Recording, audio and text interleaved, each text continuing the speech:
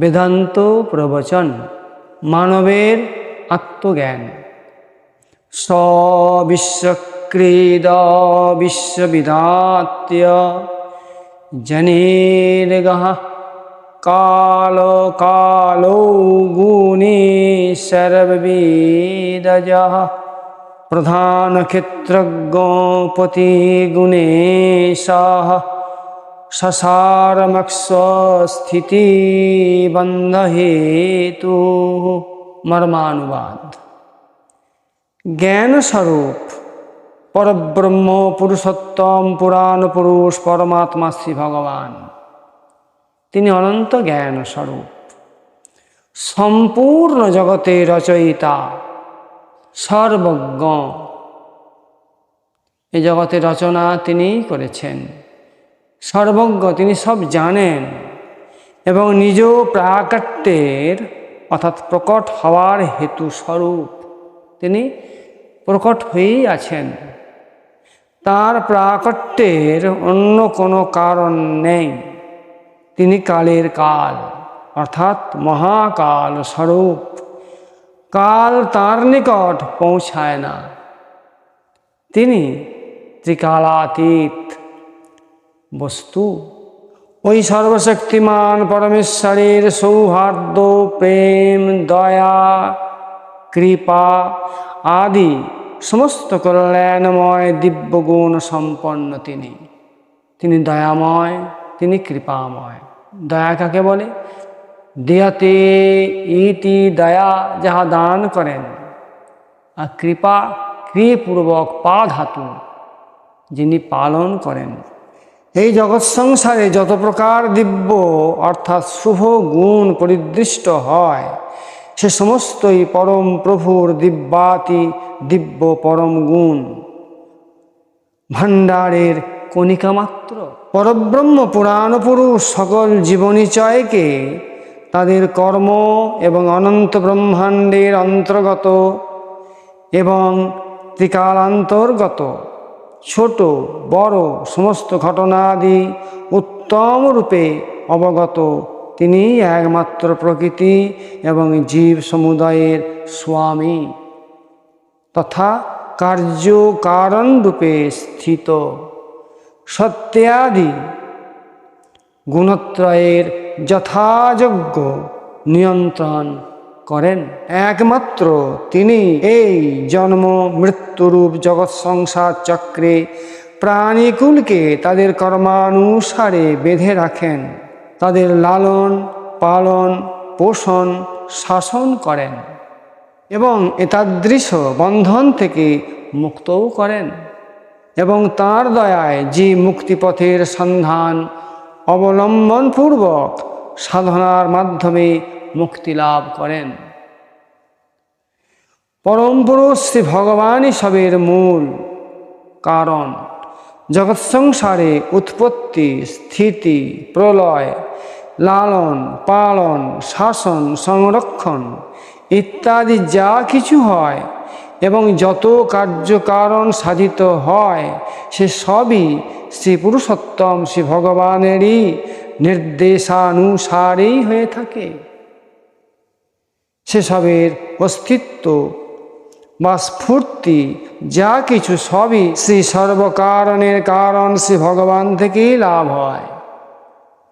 যেমন বিদ্যুতের শক্তির সাহায্যে সব কাজ হয়, তেমনি জগতে যত কার্য হয় সেসবের মূলে একমাত্র শ্রী ভগবান অবস্থিত। তাহলে সব কিছুর মূলেই যখন শ্রী ভগবান, তখন আমাদের একমাত্র লক্ষ্য শ্রী পরমাত্মা শ্রী ভগবানের দিকেই থাকা উচিত। শ্রীমদ্ ভগবদ্ গীতায় ৮ম অধ্যায়ের 14 নম্বর মন্ত্রে শ্রী ভগবান বললেন, অনন্য চেতাঃ সততং যো মাং সরতি নিত্যস্বাহ তস্যাহং শিলভ পার্থ্য নিত্যযুক্তস্য যোগিনঃ। হে পার্থ, যিনি অনন্য চিত্তে আমাকে নিরন্তর স্মরণ করেন, সেই নিত্য নিরন্তর স্মরণকারী যোগী ভক্তের নিকট আমি সহজলভ্য হয়ে যাই।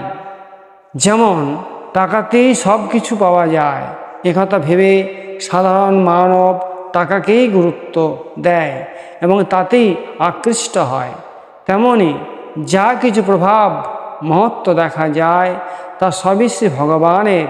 এইরূপ জানলে মানবের শ্রী ভগবানের ভাব, ভক্তি, প্রেম দৃঢ় হয়। ভক্ত শ্রী ভগবানের চিন্তায়, প্রেমে সন্তুষ্ট মগ্ন হয়ে থাকেন।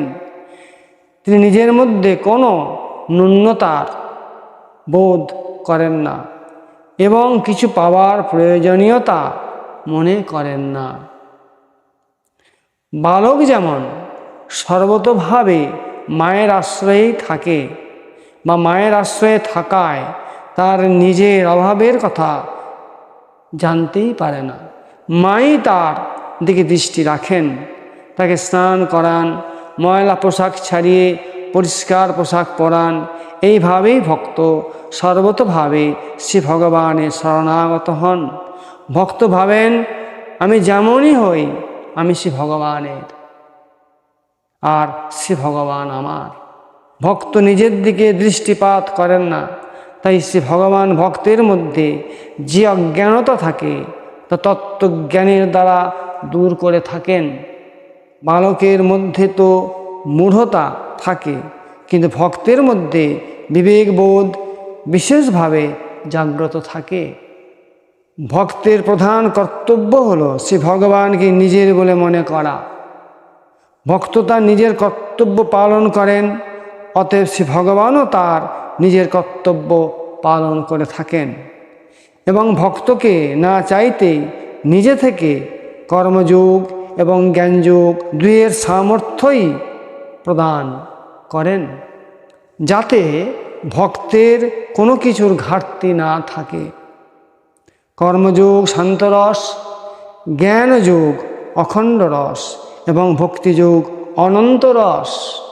এই শান্তরস এবং অখণ্ড রসে অনন্ত রস না থাকলেও অনন্ত রসে শান্তরস থাকে আর অখণ্ড রসেও থাকে।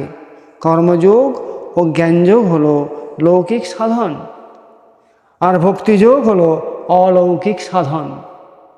এই অলৌকিকের প্রাপ্তি হলে লৌকিক প্রাপ্তি শ্রী ভগবৎ কৃপায় স্বতঃস্ফূর্তভাবে হয়ে যায়, কিন্তু লৌকিক প্রাপ্তি হলে অলৌকিক প্রাপ্তি হয় না, কেননা অলৌকিকের মধ্যে লৌকিক থাকে, কিন্তু লৌকিকের মধ্যে অলৌকিক আসে না।